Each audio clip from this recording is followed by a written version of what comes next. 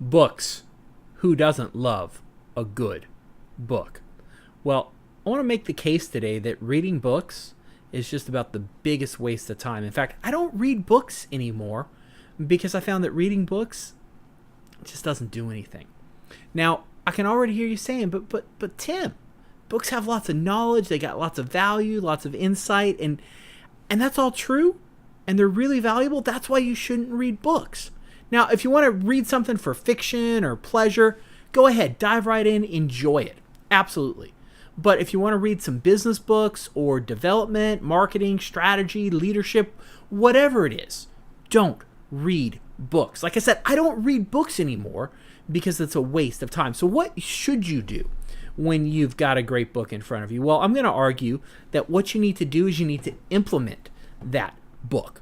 So when I approach books these days, I approach it with a problem that I'm trying to solve. I've usually got some problem or issue or challenge in my business, in my life, and I'm trying to fix it. And I will find the right book, I'll pick it up, and then I start mining the text, and I start looking through it, and I'm trying to find the answer to my problem. And I'm trying to pull out 2 to 3 nuggets that I can get out of that book so I can implement it. Because by implementing books, that's how you're going to get the change that you want.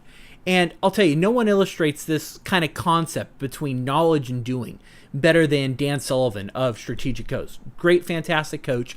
And he runs 2 coaching groups. One is for businesses doing under $1 million a year. The other group is for businesses doing over $1 million a year. And someone once asked him, they said, Dan, what is the difference between the 2 coaching groups you run?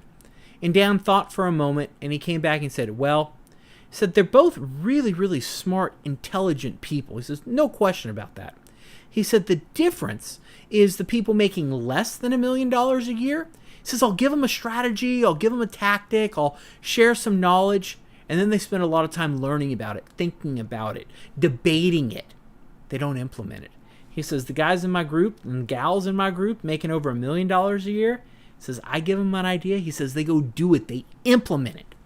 And so that's why the next time you've got a challenge in your life, your business, whatever it may be, grab a book and search that book and mine that book. Extract the knowledge that you need so you can implement and solve whatever challenge you're facing. And if you do that, the next book you read is going to be the best book you've ever read because you didn't read it, you implemented it.